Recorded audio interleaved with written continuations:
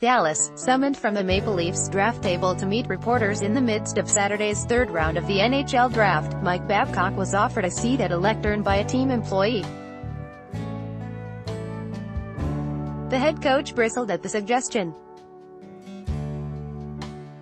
Leafs coach Mike Babcock gets acquainted with Chicoutimi goalie Zachary Bouthillier, drafted 209th on Saturday in Dallas. Brian Babino, Getty Images. "I don't intend to be here long enough to sit down," he said.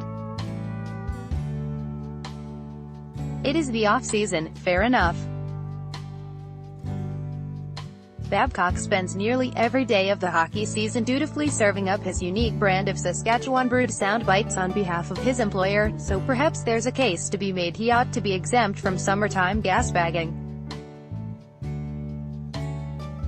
Still, anyone who's spent a few seasons observing Babcock in public situations knows that, when he's given the chance to opine on the state of his team or the broader lessons of his sport, he rarely finds himself at a loss for words.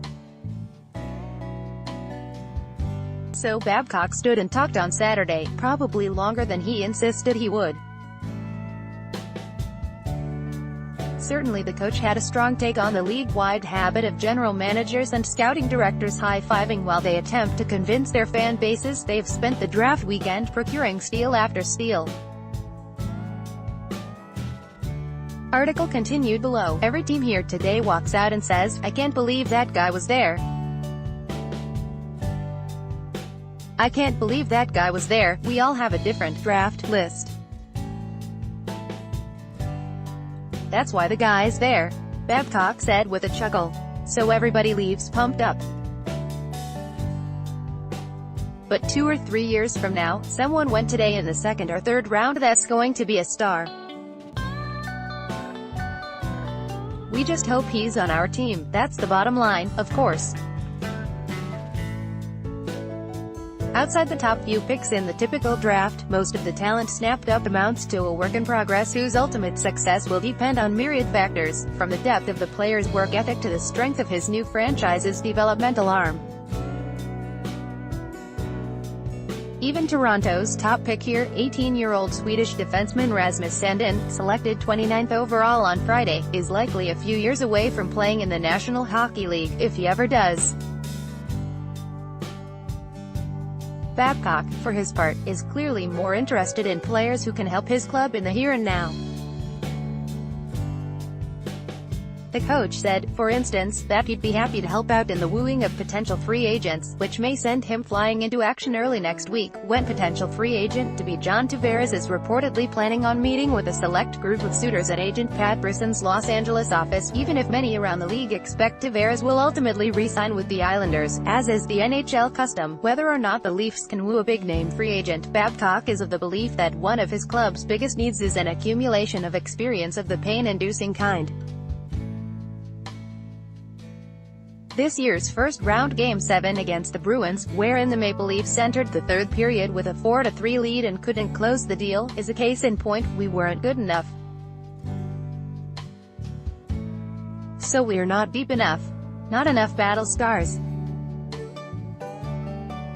Not getting slapped around enough and having failure and letting the media kick the crap out of us for a couple of months. Come back, get back together," Babcock said. A few reporters laughed at the notion that Babcock might actually welcome a piling on from the local pundits as a team-building exercise. "No," he said, assuring everyone he was serious. "And you get tougher. And understand it's a hard league. We always want everything in the immediate gratification world. That's just not the National Hockey League. It's earned the right to be a champion." Article continued below. Babcock had a handful of other notable takes. He offered his thoughts on the imminent return to the KHL of Marlies stalwart Miro Aaltonen, once thought to be a frontrunner as the 2018-19 fourth-line centerman. Aalts came here and won himself a Calder Cup championship and it went real good. But we also acquired Swedish centerman Per Lindholm. And so players make decisions based on that. On Vegas's run to the Cup final, they drafted a whole bunch of Zach Hyman and Connor Browns, in other words, workers that compete, because those are the guys that are kind of available at that spot. And they worked. Great team speed. A lot of fun. I think it's great for hockey. On his relationship with rookie general manager Kyle Dubas, we'll continue to do what we always do as a GM and coach. You talk a lot, and disagree a lot, and agree a lot. We're going to have lots of good debate. We've had lots of good debate already and we'll continue to do that. And I think that's all part of the process, but I don't think that's different than with any other team. On what Babcock called the stockpile of talent on the Marlies roster, a lot of them are going to play in the league. That doesn't necessarily mean they're going to play on our team, and I think that's important. To that end, Dubas wrapped up the draft by telling reporters that, as much as Calgary and Carolina made a significant swap on Saturday that involved defensemen Dougie Hamilton and Noah Hanifin, he expects the NHL trade market to unleash in the next couple of days. In other words, everyone's waiting to see if Tavares is a Steven Stamkos-esque tease or an actual star on the move. Depending on who's available and who's not on July 1st, I think you're going to see trades come very fast and it will be more of a frenzy, Dubas said. But we'll see. I think everybody's just kind of sitting and waiting and being patient. Patience, of course, has never been Babcock's, or any coach's, strongest virtue. Dubas joked about attempting to placate Babcock's incessant demands for organizational improvement by using the bulk of his 9 picks on the coach's favorite targets. I know Mike's wish list is both private and public. He wants centers and defensemen. So he's happy, and really that's all that matters today, Dubas said. As for Babcock, nearly 10 minutes into a media scrum he'd insisted would be shorter, the coach sounded like a man who won't be content until the Maple Leafs plot through a draft in the giddy haze of a Stanley Cup hangover.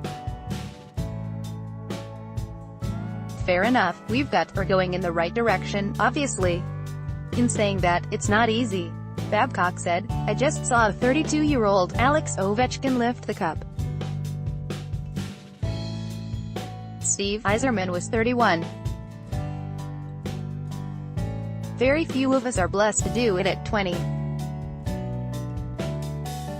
So we've got lots of work to do, and probably lots of hard knocks coming, too. Dave Fezchik is a Toronto-based sports columnist. Follow him on Twitter, @Fezchuk.